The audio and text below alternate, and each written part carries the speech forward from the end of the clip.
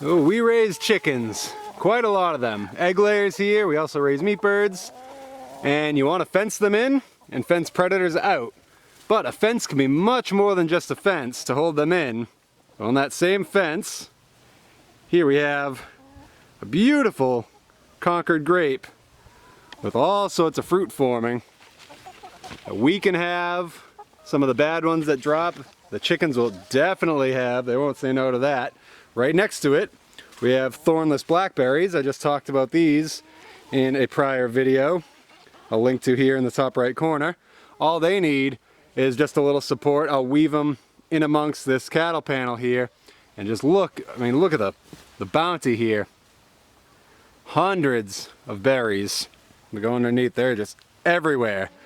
So on this one fence that's keeping in our egg-laying chickens, keeping them protected, we have blackberries. We have grapes. We'll go around the corner here. Of course, more grapes, because Concord's is so vigorous.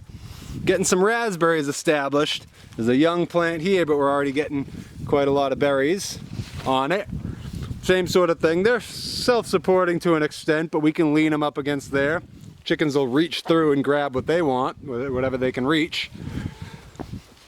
As we go, there's more blackberries. You can see here how, as they get taller, just weave them in amongst that. Then random things, we have a bushy persimmon tree that can kind of flop on the fence, drop its fruit over. Blackberry, blackberry. Here is a young hardy kiwi vine. What the heck is, there it is.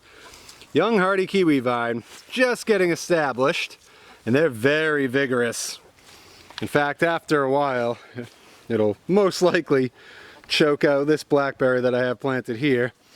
But there's enough to go around, and blackberries fruit pretty well in the shade. We're in some pretty significant shade on this back northwest side of the chicken yard. We were just looking on a sunnier part. So more fruit, but these still do pretty well under the shade of these big oaks. And the hardy kiwis should do a similar thing. Now with the grapes and kiwis, I think I'm going to, say if this is a corner post, I'll put another post in there and make an arbor that they can kind of go up and over into the coop a little bit, so there'll be, picture a roof here.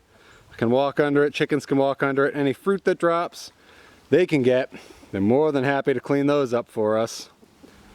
And that'll keep them somewhat out of the way of the blackberries. They can form the wall of it, and grapes and kiwis will form the ceiling.